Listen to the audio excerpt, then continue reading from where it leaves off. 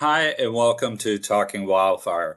Today, I've got a unique thing I'll be doing. I have Murry Taylor here from a former Alaska jumper and other jumpers. And also, I have Tom Reinbolt from the BC Smokejumpers, who's retired now. And we're going to be talking about Tom, and we're going to be talking about the BC Smokejumpers. I'm going to pass this over to Murry Taylor, so you can go ahead and go, Murry. Well, the way I got involved in this was Billy Kramer. It was 2 summers ago, I think. They boosted down there from Alaska, and they were having quite a go around. And some of the BC jumpers asked him if he was in touch with me, and he said yes. And so they got on the phone, and they thanked me for writing Jumping Fire and said that really helped them get into smoke jumping and everything. And then I I got that announcement about that 25-year gala celebration, and I thought, geez, that'd be really great to go up and celebrate what those guys did. Because, like I said, I got attached to this story when I first started researching it, and even before the celebration, because it's like I said, I think it's such an important story because it's a story about people that have a vision. They have a vision about something. And it first started up in the Yukon, and they got that going. And Tom can mention the key players in that. But then after that, when they shut down the Yukon jumpers, some other fellows, Tom in particular, and he can name the rest of them, really got to work. And they not only had the vision, but they had the determination and the foresight and the guts, I think, to go to the wall and push for that and push for that. And BC Smokejumpers became a reality. That vision became a reality. And to me, that's one of the great stories of how things work out in the world. And my God, that celebration up there, the British Columbia Smokejumpers is an enormously proud and successful and professional organization. And so there was a lot to be celebrated. And like I said, Tom gave the master speech on Saturday night, and it was a really great speech. It couldn't have been better, in my opinion. First off, he thanked the families. He thanked his wife, the brothers, the sisters, the mothers, the fathers, all the family that supported their smoke jumper and their effort to be a jumper. And then he just went on to touch all the points, the dotting the I's, crossing the T's, of what makes that smoke jumping experience so important to so many people and how it enriched their lives. And the telltale thing was at the end, when Tom was done, there was a standing ovation for a long time. I don't. I think almost 2 minutes. The people stood and applauded, and so Tom can take it from there, I guess. Well, yeah, I don't know what to say. It was that was a good celebration. I think the thing that I was happiest about there is that after all those years, I think we had about 150 people or more out of the 300 that have been through the program. So half of the people came to that event, which says something about what it meant to them. And some of them were people who lasted 1 year in the program very early on before it started to get successful, but they still came back and they still partook in that event. And I thought it was a great event. It was a good celebration. And to your the point of your writing in the Smoke Jumper magazine there, Murray, they did not burn the place down. So we got a win. That's right. Yeah, I know. Tom, can you tell us a bit about the history of the BC Jumpers and your experience with it? Yeah, I might have to go back further and just talk about the Yukon a bit, if that's okay. Sure. So I started, I was rookie in 1989 in Whitehorse in the Yukon and spent 7 summers up there. And that program was started, well, I could go way back, but that was started by some guys, John Horning and Dave Thompson and a couple others who started it out of a program that was from the Northwest Territories called International Firefighting Services, which was some U.S. jumpers were involved with that way back in the day. But those guys started the Yukon program in '84. I started in '89, And that went on through until the end of 95 when it was canceled in the spring of 96. So it was a contract program, so contract smoke jumping. And I think we had a contract, it was either a 2 or a 3 year contract, and usually it overlapped with the aircraft contract. So the aircraft it was a piston DC-3, and that was contract as well, but they were offset. So generally we knew we were going to be around because, well, they wouldn't get rid of us because they had to renew the plane, and then they wouldn't get rid of the plane because they had to renew us. So that went on for a while, but on this particular year, they didn't overlap. And it was also at a time when the Yukon government was doing something called devolution. So they were devolving away from the federally run to more of a like locally provincial. It's still a territory, but provincially run. And so they canceled the contract in the spring.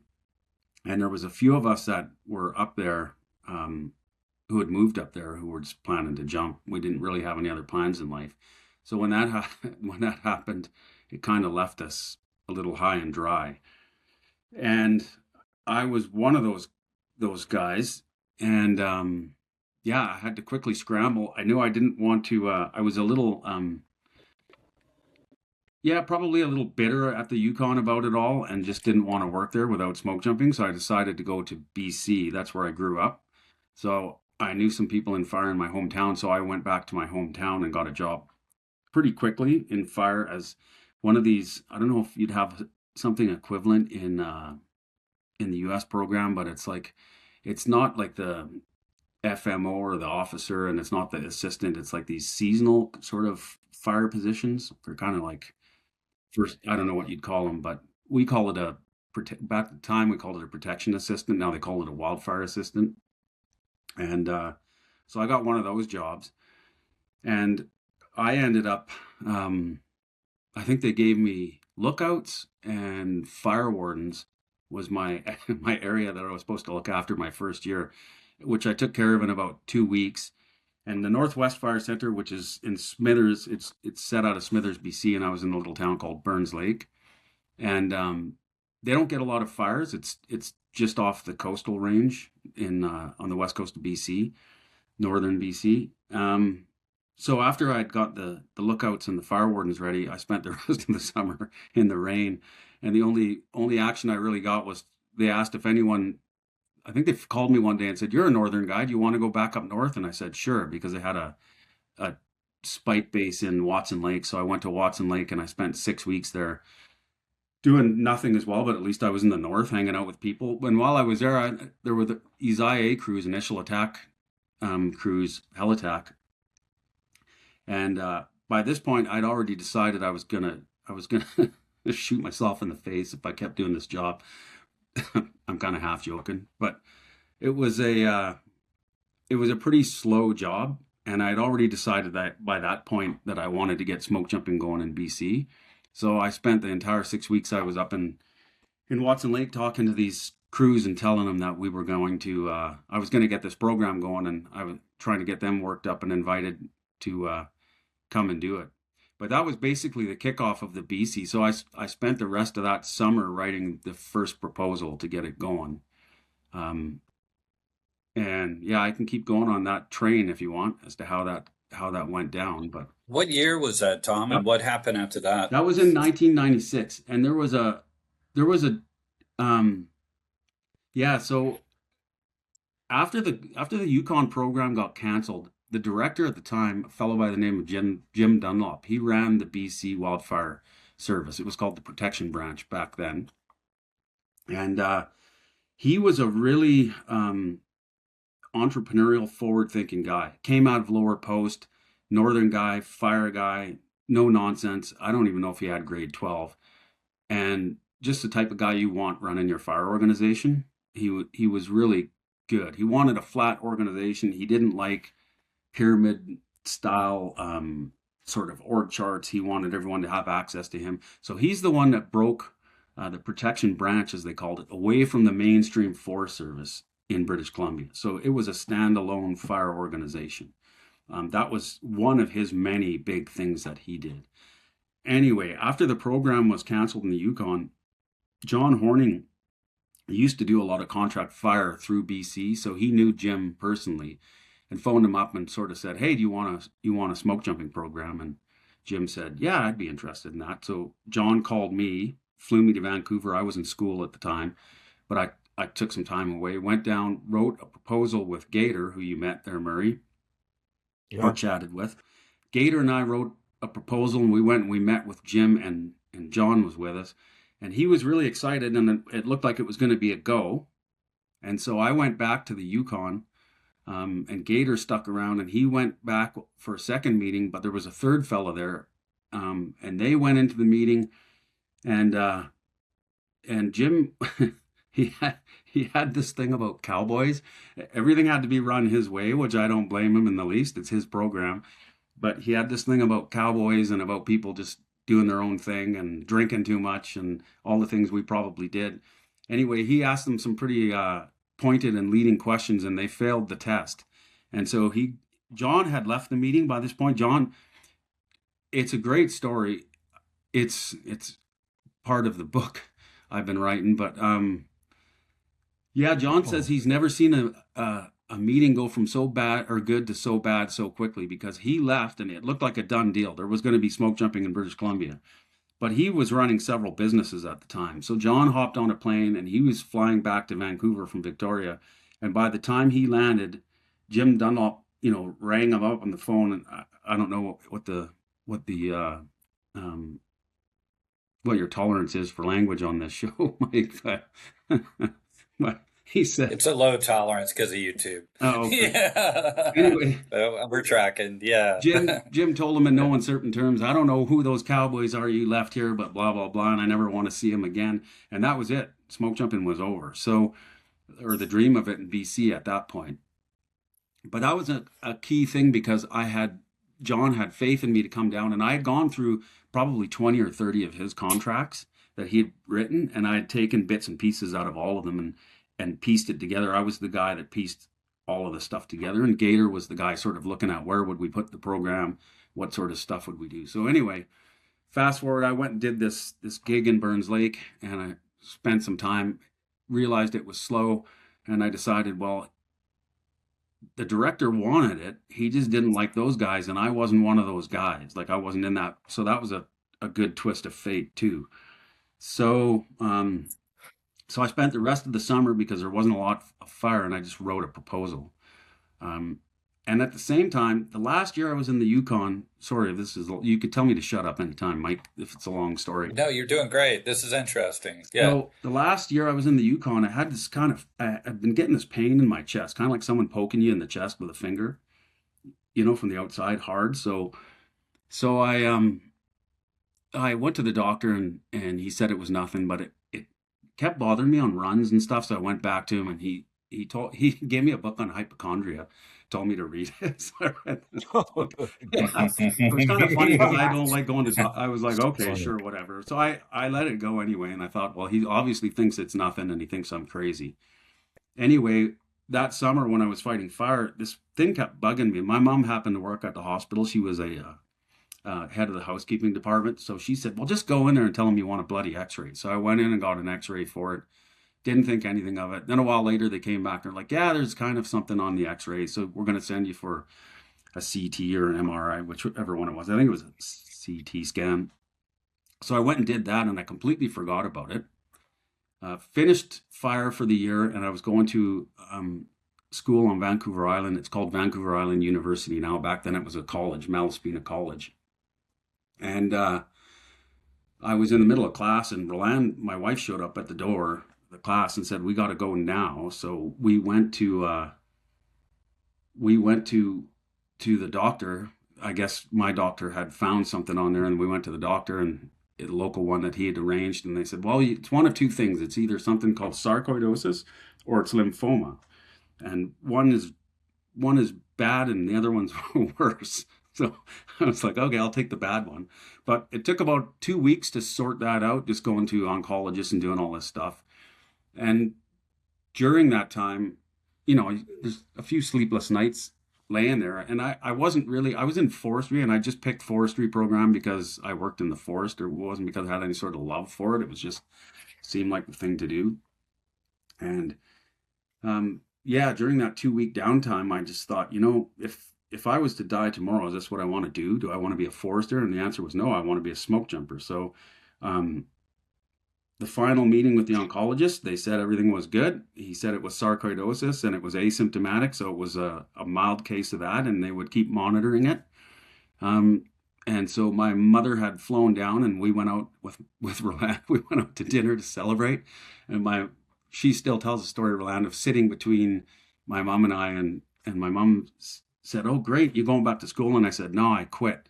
And she said, "What do you mean you quit?" And I said, "I quit. I'm going to get a smoke jumping program going." And she said, "You can't do that. You're the first one in the family to go to college." And I said, "I'm quitting. That's the way it's going to be." And it went back and forth for a while. And then I reminded her I was 27 years old. So I dropped out of school and sort of burnt my boats. And I finished the proposal I'd been writing all summer. And I went down to, I phoned up Jim Dunlop on the phone. This speaks to the type of guy he was. I was just a nobody in his organization, never heard of me. But he had seen me in that meeting. I'm not sure if that, but anyway, he picked up the phone, or they put me through, and he said, "Yeah, come on down." So I went down. I bought myself a cheap ass suit, and a briefcase, because I thought everybody needs a briefcase. And I went down to meet Jim Dunlop, the director, and I sat and chatted with him, and he asked some good questions, and we chatted for probably an hour, and then he handed me off to somebody else who gave me a tour of the building, and they kind of sent me on my way, and that was the end of that proposal. So that one didn't go anywhere either. So so I went back the next summer. I was going back to Burns Lake. I had still dropped out of school, but I had started writing the second proposal already, even though the first one failed. And there was a fellow named Steve Westby who worked in that fire center, and Steve happened to be the guy who ran the rappel program for Jim Dunlop. And Jim Dunlop loved his rappel program. He's the one who started, he wasn't a rappeller ever, but he's the one that brought that to BC in the same way that he switched the protection branch. Even though Kuswa, the company I worked for, were the first rappellers in BC, the contractors, he was the one who turned it into a government organization. And he loved Steve, and so I thought, well, if he loves Steve, all I got to do is win Steve over, and then I can win Jim over. So I quit where I was working, and I got a job. Just so happened Steve had an opening for the same position, so I went there and worked for him that summer. I had a much better summer. I mean, he was a really good guy, great base to work at with some really good fire people, and we had a lot of fun that summer. But I sold him on the idea of smoke jumping, and he was smart enough that he said, "That's great. I think it's actually a really good idea. I understand what you're trying to do, but even I can't sell that to Jim. We need someone else." So he got the fire center manager on side, and there's only, the province is split up into 6 fire centers, and each fire center has 5 to 7 or 8 regions within each fire center, and ours was one of them.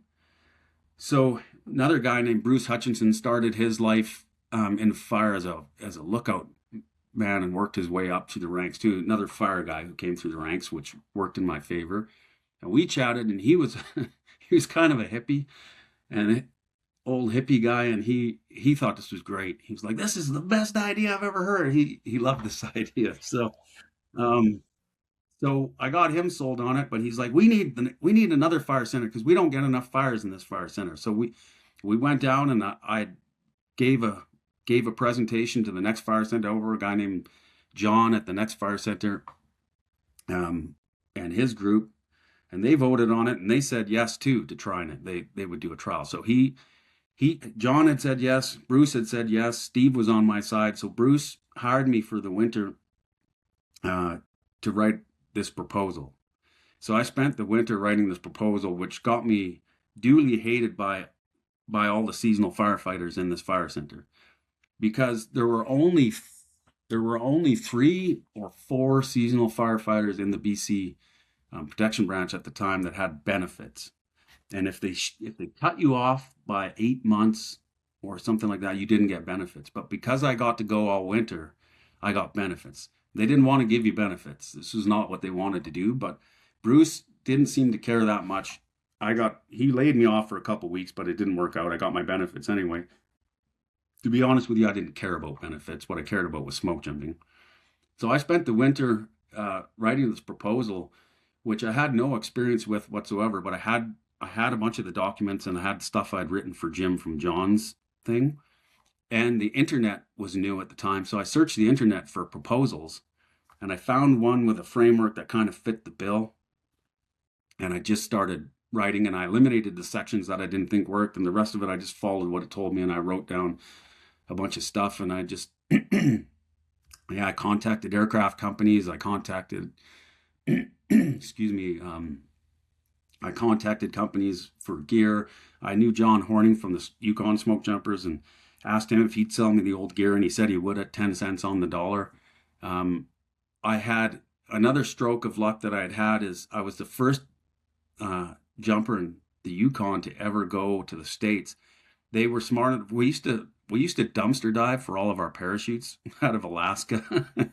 So Alaska had these big bins of T10s that they were turning into cargoes, but we were still jumping T10s at the time. So I'd gone over there a couple times, at least once. I remember meeting Rod Dow and Chip Beck, was it? Chip Hood. Chip Hood and Ken Coe, I think, was over there. Yeah. Yeah, a bunch of these guys. Anyway, great guys, helped us out, gave us parachutes. And they had come over in my first year in 1989, and they had done kind of an audit of our program. And one of the things from their audit was, you guys need to be able to repair your own parachutes, because anything that was bigger than a rip, that I want to say is like just a couple inches, that we couldn't repair with RSN tape, we just put them under the tables and they were finished. We didn't cull them, but we just couldn't do anything with them. And they said, you got to be able to do that. So they sent me, the Yukon program sent me as the first, I had an aptitude for that sort of thing. So they sent me to Winthrop, Washington. And I worked with Dale Longnecker for 3 or 4 straight springs. I'd go down for 2 weeks or a week or so, 10 days, work with Dale, repair parachutes. And Dale, another really good guy who said to me he's like, well, this is the way the system normally works, but we can't do that with you.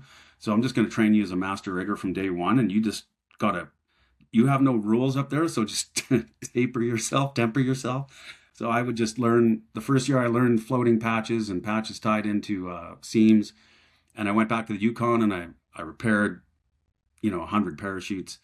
And the next year I went down, did some line replacements and, some other stuff, did some heavier duty stuff, went back and I converted all of our reserves to center pulls, because we just had the old metal handle side pulls in the Yukon. So I would just do stuff like that. And you guys, obviously, about TSO, C23B from the FAA. We weren't following that, but I used to say, and Jeff Kinderman got a kick out of this, TSO meant Tom says okay. So Right. so That's as great. long as I Murray okayed it, likes that. Yeah. so I I love would that just go part. and repair Technical parachutes. standard order. But yeah, so I probably losing myself here, but I had learned that too. But that had made some contacts, because I had contacts with Alaska and I had contacts with Winthrop.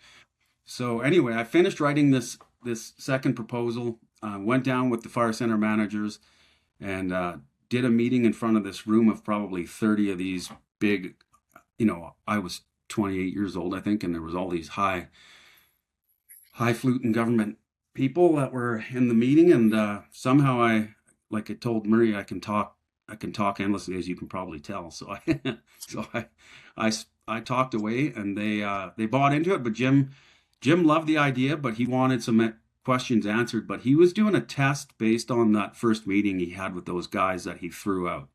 So a lot of the questions he asked me were things about, who's going to be in charge of this and who's going to take the fall if this goes bad, and whenever he asked who's in charge, I always said he was. Whenever he asked who was going to take the fall, I always said I was.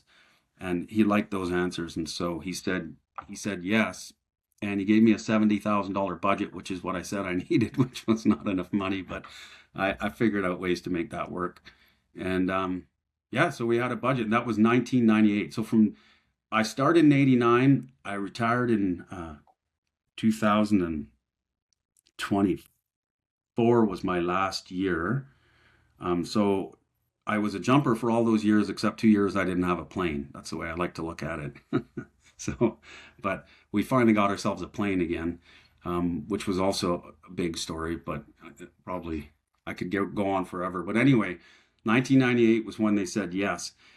And to talk about the other three fellows who helped out with this, when the Yukon program was canceled, a fellow named Jeff Strang, he got a job in BC. A fellow named Dan McBee got a job in BC, and a fellow named Pete Lang got a job in BC. So all those guys were working for the BC Wildfire Service at Protection Branch at the time. And Jim made it clear that I could only take people from inside the program. So that was where the other three came from. So it was the four of us that started it. And I was the only one who could pack reserves. There was only two of us that could pack parachutes. Pete and Dan became trainers.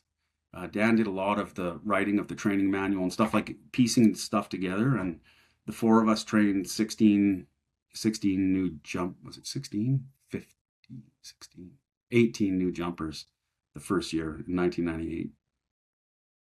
So that. Tom, I have a question for you. How did Missoula tie into the beginnings? Like, I know Missoula is involved. What was the story with that? Missoula is heavily involved, and that was due to Dale.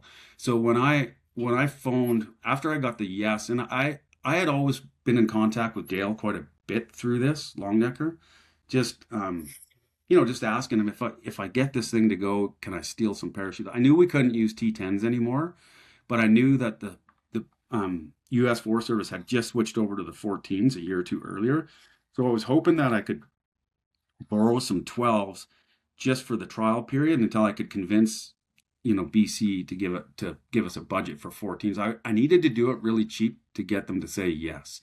So Dale had said, yeah, we can probably sneak you some parachutes. And he said, you're going to want to talk to Missoula as well. And I talked to, was it Jim Beck and Jeff Kinderman? Maybe. Could have been. Yeah. I think it was Jim, but most of my stuff went through Jeff. And I remember, for most of the stuff we needed went through Jeff. And Jeff was the one, so Dale had got me my senior riggers. He became a tester and he got me my seniors. And a couple I think year 2 of this program or year 3, I got my masters through Jeff because he did my stuff down in Missoula. But so yeah, that first year, we went down to Missoula to get retrained because the four of us obviously hadn't jumped in a couple of years. So we went to the refresher in Missoula, and that's where we met, I think, Everett Winiger. I'm trying to think of Dave. Was it Dave Custer? Was the base manager? Yeah, Dave Custer. He was there. Yeah, Dave Custer. Pat Wilson was at MTDC, and Everett. Who was the other one that was there? There was Everett, Dale. There was 4 of them. So the 2 guys that were going to be the trainers, they went and did a lot of stuff with Everett, and I think, Boyd Birch was a trainer too. So Boyd and Everett, I think, worked with the 2 guys that were going to be trainers, and Jeff Strang and I worked with Jeff on a lot of stuff with Kinderman, and just got that end down. Begged, borrowed, and stole. Gave us Cordura, gave us fabric, gave us some nylon, gave us parachutes, gave us reserves. I mean, between them, so we did. I want to say we did a week or 10 days at Missoula, and then we went over to Winthrop, and we spent another week there. And there was John Button and Dale Longnecker. So the trainers again went and worked with John, and I think Doug Houston was the base manager back then.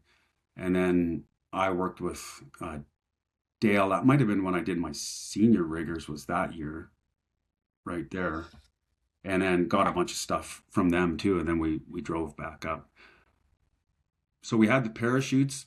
I bought the gear. I think I paid $10,000 for all of the Kevlar suits and stuff. But do you remember the movie? How was that Howie Long movie? How was that called? Oh, I do remember it. Yeah. Yeah. So one of the guys from the Yukon program had rented the gear to them because the gear had been in the Yukon prior to me buying it. And he had worked out with John that he could rent the gear to them. So they used it for the movie. Anyway, so when I bought the gear off of John, the jumpsuits and everything were fine. I mean, jumpsuit's a jumpsuit, but I couldn't trust harnesses or helmets or anything after that, because you don't know what a movie studio does to it. So we we had a guy by the name of, he had Gem Airseas Services, Markison, Mike Markison. He was an ex-US jumper that lived in Canada now, and he had his own sewing organization. So we had him build the harnesses for us because I wasn't yet a master rigger. So he built the harnesses and he built the line packs for us, and then we had all the jump gear. I bought the helmets, reused all of the hardware. I think I had it all X-rayed and reused all the hardware from the old jump gear, and then from there, yeah, I was just buying odds and sods. We built a training facility based on what we had in the Yukon. I had pictures of it, so we just kind of we built one in the bush, out in the forest, and I was mainly Pete. I've seen it. Yeah, Pete and Dan. Yeah. Yeah, you saw the one. So we had to rebuild that. So the program started in Smithers, and we built all of that, and then we had to rebuild all of it 2 years later when we moved here. So we had to do that whole thing twice. But that was Pete Lang and Dan McBee were really, and Pete was kind of headed that up. Like I said, he did a lot of the construction on that stuff, or was the general contractor on a lot of the construction, and Dan was kind of helping write manuals. Dan was a teacher. We tried to use everybody to their strengths, and Dan had quit teaching, so he was pretty good at getting manuals and stuff going. Well, what's it like today? What's the BC Smoke Jumpers or Parattack? How did you get the name Parattack? So Where does that come from? see, Yeah. see, if because you're on YouTube, I can't swear. I can't tell you the good side of these stories. But at the time, BC was everything was attack in BC. There was rap attack, and there was heli attack, and there was, I forget what they called trucks, fire attack or something. So we wanted to call it smoke jumping, but they came back to me and they said we want to call it the Parattack Program. And I remember having a call with Dale Longnecker, and I told Dale this story over the phone. I'm like, Dale, they want to call it Parattack, and he said they can call it anything they want as long as they let you jump out of an airplane. And I thought, yeah, that's a pretty good attitude. So that's how I got the name Parattack. It's a long story to how we got from what I just said to here, but we did a 2-year trial over in Smithers. It wasn't very well liked over there. I mean, the program was well liked. We weren't. There was a lot of animosity. Anyone who's tried to do anything in government knows that nobody likes to do anything, especially they don't like new things. They don't like things that, no one likes to be outdone. Egos get involved. It's all the usual stuff. Anyway, so at the end of the 2-year trial over there, we hadn't really proven much, and they gave me an ultimatum. They said, we can keep this going, but you got to move to Fort St. John, which is where the main base where I live now. And I said yes right away. I said, yeah, I'm coming. One of the 4 guys, Jeff Strang, did not move. He was getting married, and he decided he was going back down south. Pete and Dan did move with the program. We rebuilt everything here, and we started here, and it's been here since, and that was in 2000. And so it's been here since 2000. When we moved, we didn't have a training facility that first year because we moved, it would have been too clunky to do it back in Smithers. So we actually just moved. Through attrition, I think we came over with 14 jumpers, or there was 14 of us total. I'd have to look at the old photo. 3, 6, 9, 12. Yeah. So it was around, we went down in numbers from 20 to 14-ish, and rebuilt the training facility so that the next year we could do another training camp.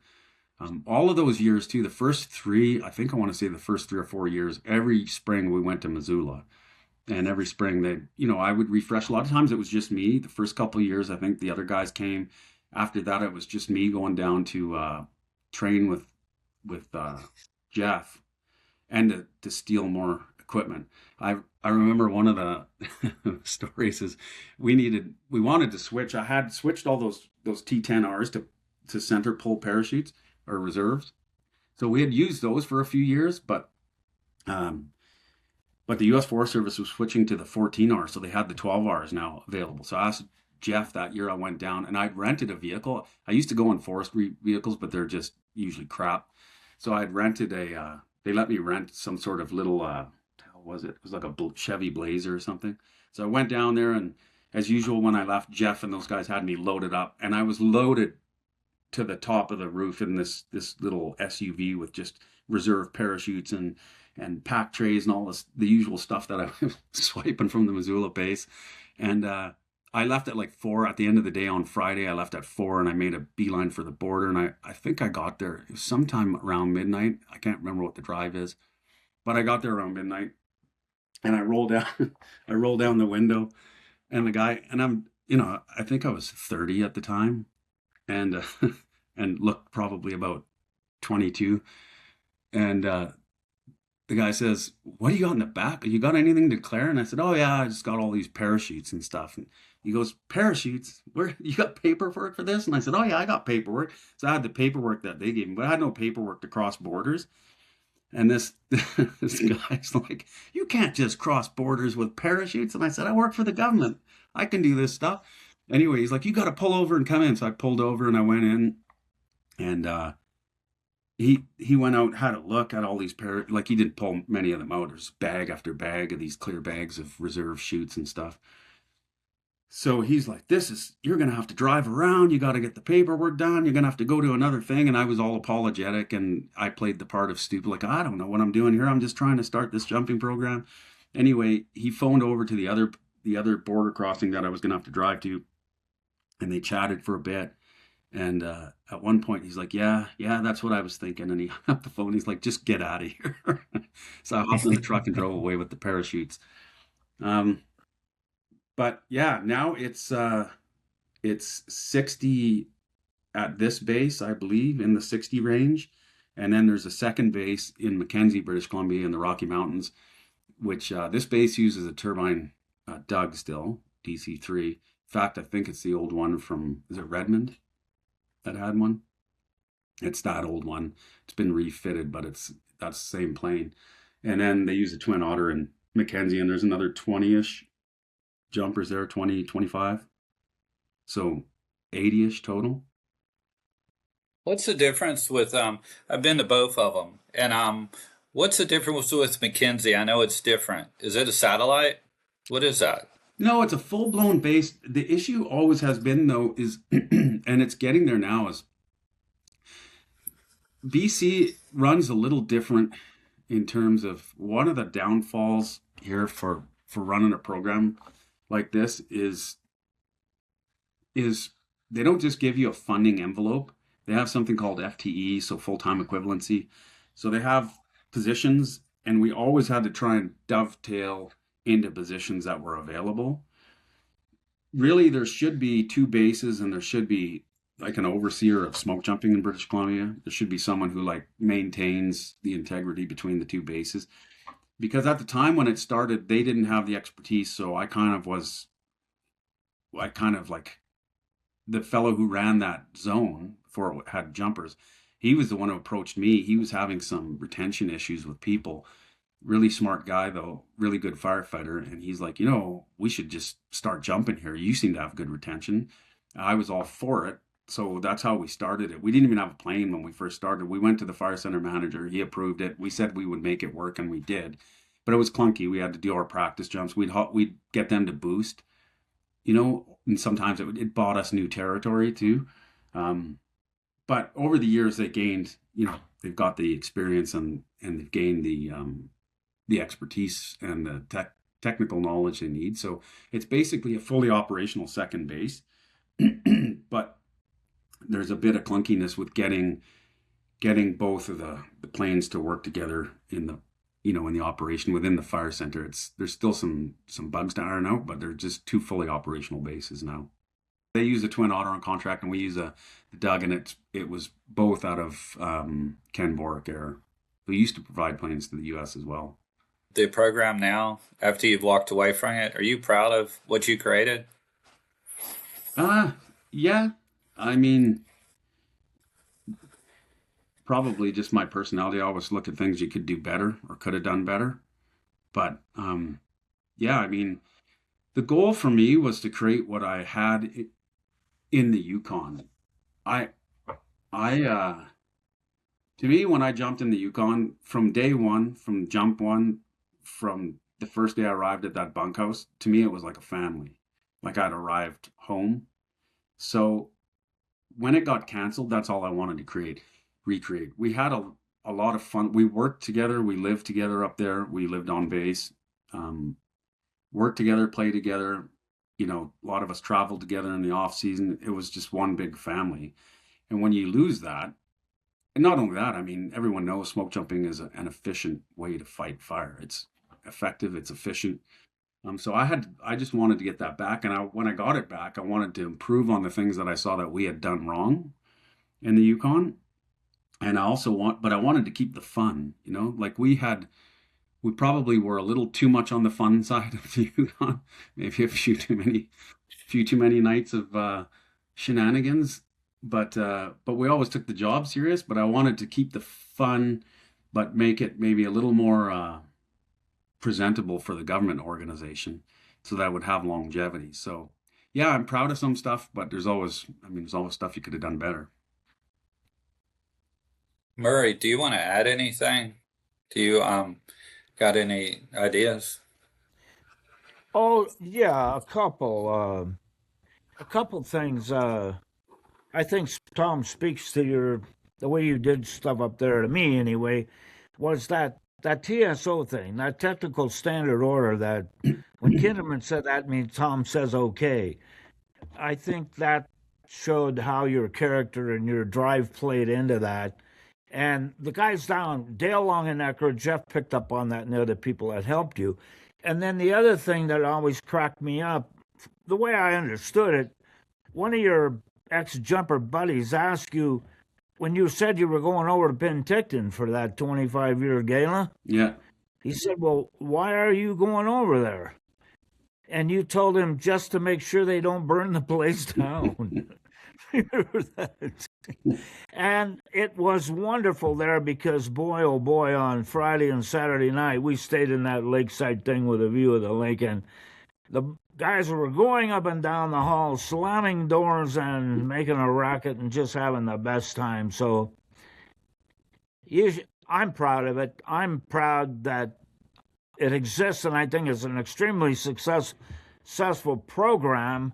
And before I sign off, Mike, I'd like for anybody that wants to read a little more detail about it, you can go to smokejumpers.com and get in there and you can look in the log, the archive for this magazine, and it's the July 24th issue. And you can read Just Don't Burn the Place Down if you want to have some other information about Tom's story here. So, yeah, I just thought the spirit of the whole thing there in Penticton was so rich. And so many good people. You know, Mark Hill came out of that, and he runs Yukon Fire now, right? Yeah, there's a lot of Wendy. Actually, Mark is, I think, second in command in Yukon Fire, and a lady by the name of Wendy Hafenmeister runs Yukon Fire, and she came out of the jump program too. She worked for me for 14 years. Yeah. So, you know, the other thing I'll mention, Tom, I think that really impressed me, and I think makes you a real, I don't know, but this is kind of one of the story that really impressed me. You told me this, I think, I'm not sure, but yeah, must have. I wrote about it in a story. That when you used to have a booster down in Missoula or somewhere, if they wanted 12 jumpers, you could have gone as a jumper, and then some other jumper would have missed it. But what you chose to do is go as a liaison, and so 12 jumpers got to go, one more, since you went as a jumper. And so I probably maybe shouldn't tell this part, but you went as a liaison kind of guy, but you took your jump gear and jumped for free.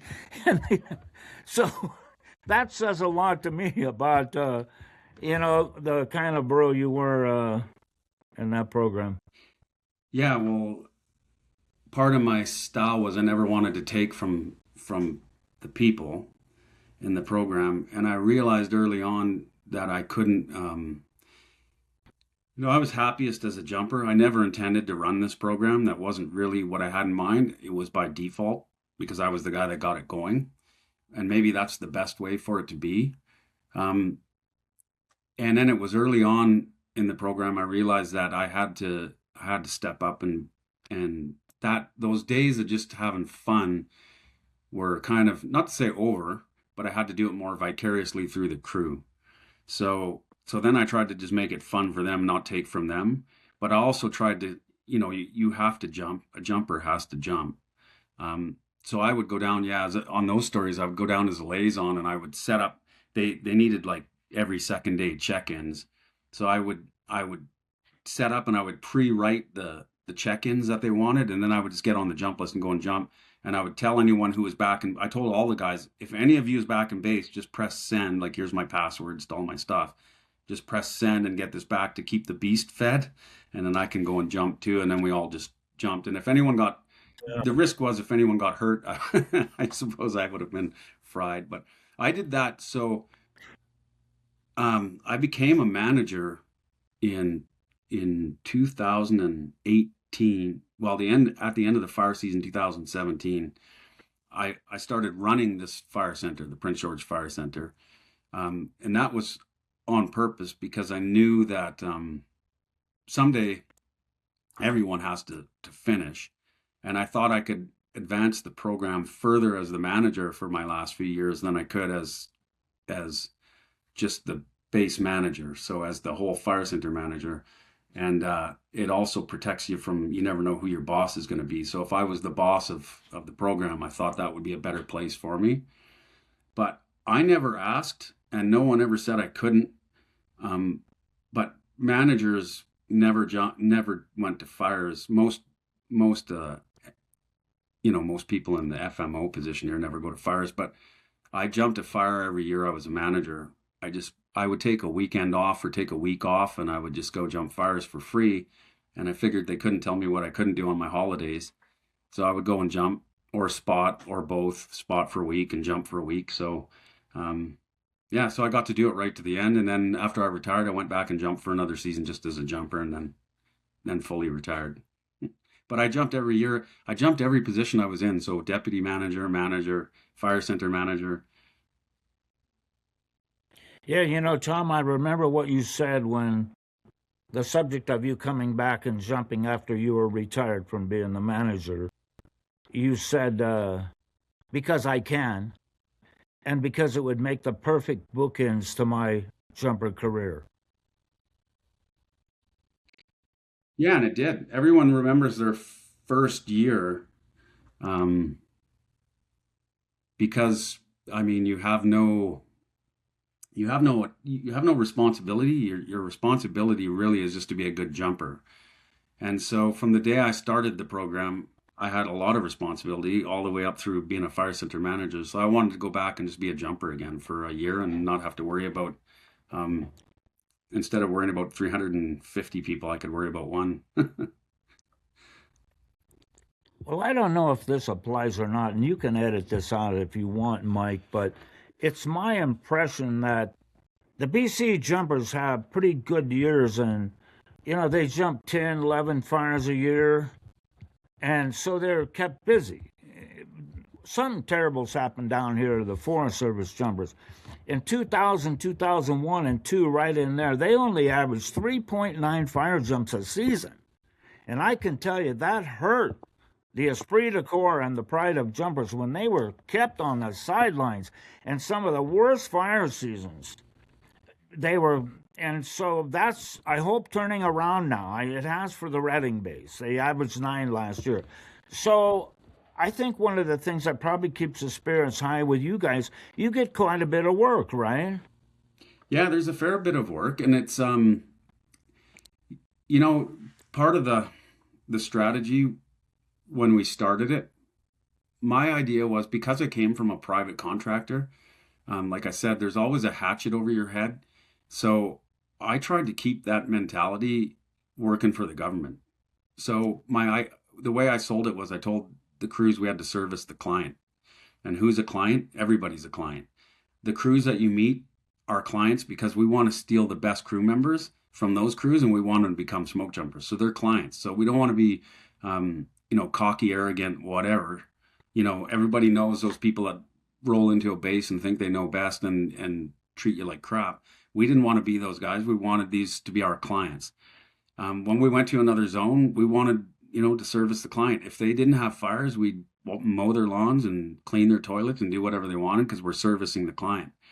When we got fires, we would jump a fire and we'd service the client. And then after that, if they wanted us to go and, truck to another fire, we'd go do that because it serviced the client. And by doing that enough, the clients will call you back. And that's how we kind of built it. And Dave Thompson, the guy from the Yukon, that ran that, or was with John that started it, he had told me when I started this program, he said, you're going to have to win people over one fire at a time. And I took it a step further. It's like one interaction at a time. Like every time we interacted with somebody, it was a client. So by doing that, you get the callbacks because, no one will call you back if they don't like you. But if they like you, even if your job isn't quite 100%, they'll forgive you if they like you.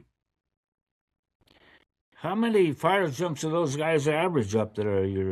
I want to say 8-ish. 8, on good years, Yeah. people are getting, like you said, 12, 14 are some good years. Sure. But, 8 is probably an average year. Yeah, the old average was right around 8 or 9, and of course people had big years of 17 and 20. But yeah, I hope the jumpers get back to that down here. That's really really hurt the love of the job and the feeling of value. So there's no doubt about it. I think that's going to change around now with this emphasis on more strong initial attack. Yeah, the bottom line is that nobody gives a crap about the fact that we jump out of airplanes. So we can't win them over on that.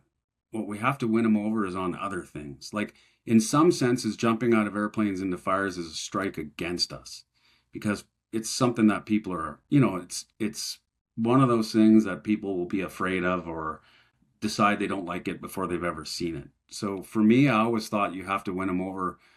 You have to win them over in other ways, and then they'll let you jump out of planes into fires. I kind of like going back to what Dale said, they can call us anything they want as long as they let us jump out of airplanes.